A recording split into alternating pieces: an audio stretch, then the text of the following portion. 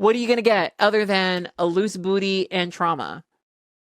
You know, a sore dick and trauma. So I'm a little divided about how I feel about this particular topic in this particular video. We're going to talk about a certain type of party where people have, as Nico Aesthetics likes to say, super happy adult fun time.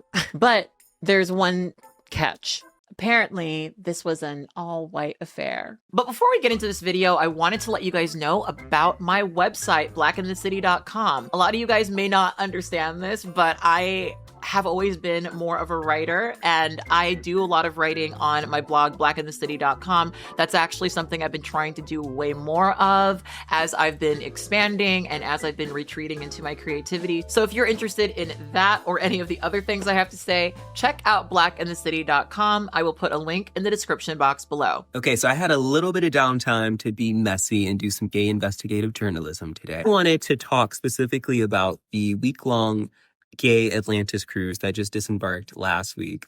I was told by a very reliable source that there were a group of white gays going around the boat and trying to recruit folks to participate in an orgy. But check this out. Apparently, the guys that were walking around doing the recruitment were only looking for guys that were white and muscular. And if they were to encounter a POC, they would completely ignore them. Or if a POC was to approach one of the recruiters and ask about when this party was happening, they were told that it was just a hoax and that it actually wasn't happening. So I would love to hear, if you went on the cruise, like, drop me a comment. I would love to know more. Now, okay, when I saw this video, I had a couple of different reactions to it.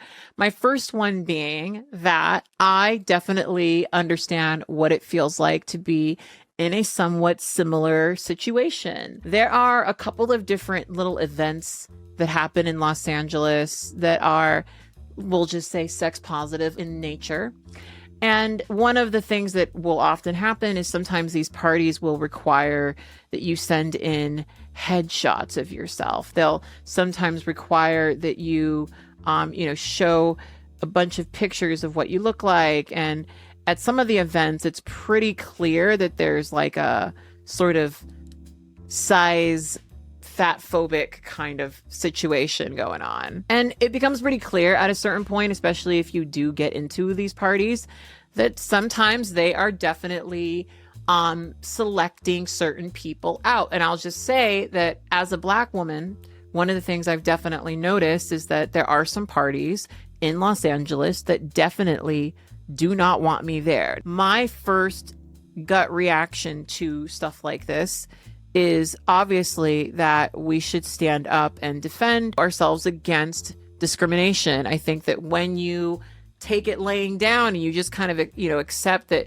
people are going to treat you this way, you make a lot of space for disrespect to continue. And I don't want to be part of, allowing that to keep going. But that being said, I've definitely kind of learned over the years that sometimes it's really not worth trying to fight to get into events that you are not invited to. There were some events that I used to go to where this would be a thing, where I would go, and I would go with the thought of like, hey, I'm going to go and I'm going to meet people and I'm going to socialize or whatever. But I knew that maybe the event wasn't too welcoming to Black folks. I knew that the event maybe wasn't too welcoming to trans people. And so I forged ahead because I don't want to be, I don't want to ever feel like I can't go somewhere, right? Like, I'm real stubborn when it comes to that. Like, I really hate when people try to make me feel like I can't do something because of who I am. It is probably one of my biggest sticking points. I hate being made to feel like I don't belong and that I can't be somewhere because of who I am. And so I'll go and I'll fight for my right to be there. I'll fight for my ability to be there. But then what do you get? You have just now become the dramatic person in the room, and it shouldn't matter, but that's what happened. Like, I had a situation where the last big event I went to, someone was transphobic towards me and I made a stink about it. And in retrospect, I kind of wish I didn't, because ultimately, well, in a way I was kind of happy that I did. But ultimately what happened is I got kicked out. The person who did the fuck shit did not get kicked out.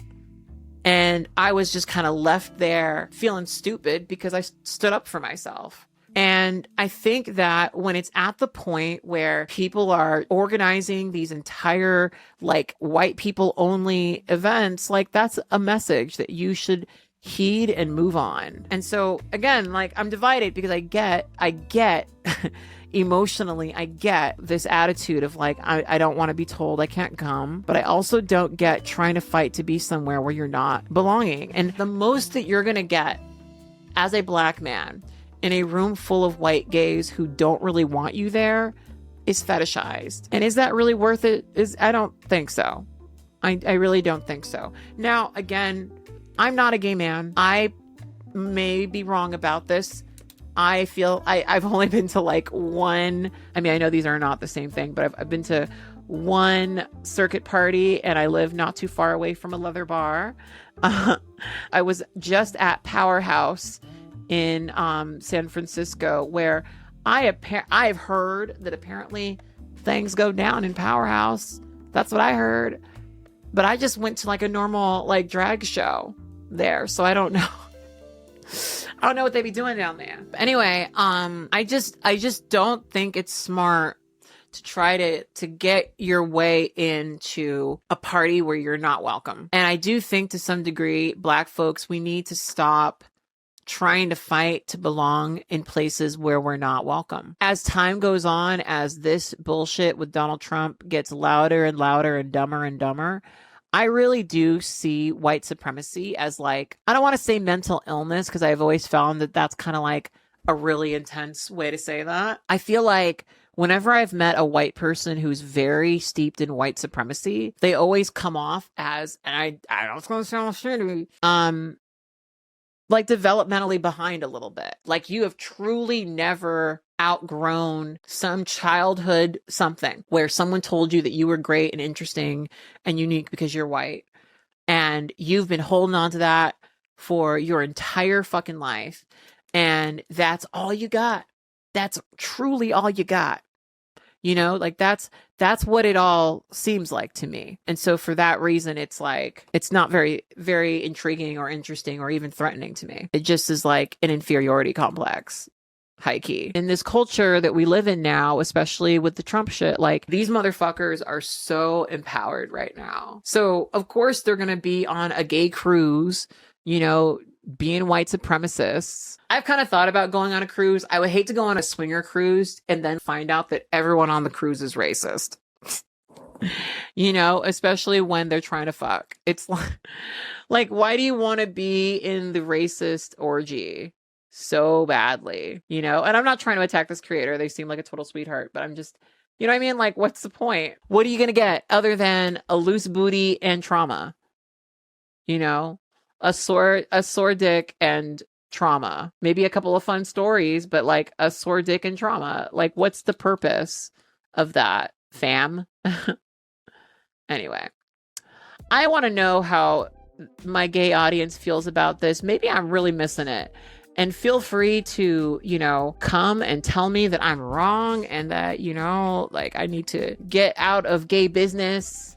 Feel free to tell me that. It's possible for me to be wrong. It's not common. Just kidding. It is, but it does happen. I'm always down to being corrected. When I saw this, it was kind of baffling to me because I don't want to, you know, I used to get really wrapped in my ass about this particular group that didn't want me in their group. Like I used to think like, oh, am I just too fat? Like, am I too ugly? You know, like what is it about me that makes me so unappealing to this particular club that like I can't get in? But then it's like, look, I don't want to be at a club like that. I don't want to be at a shallow, close-minded, everyone's up their own ass about everyone's appearance kind of space.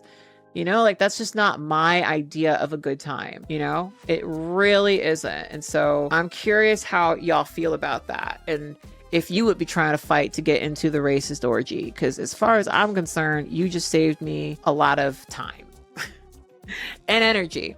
You know, I think people have to start being a little bit more careful with their sexual energy too. Like you can't just give it away like that, you know? And if you do, you better charge, baby.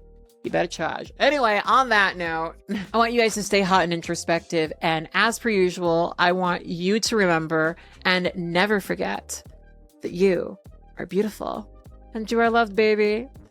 Bye.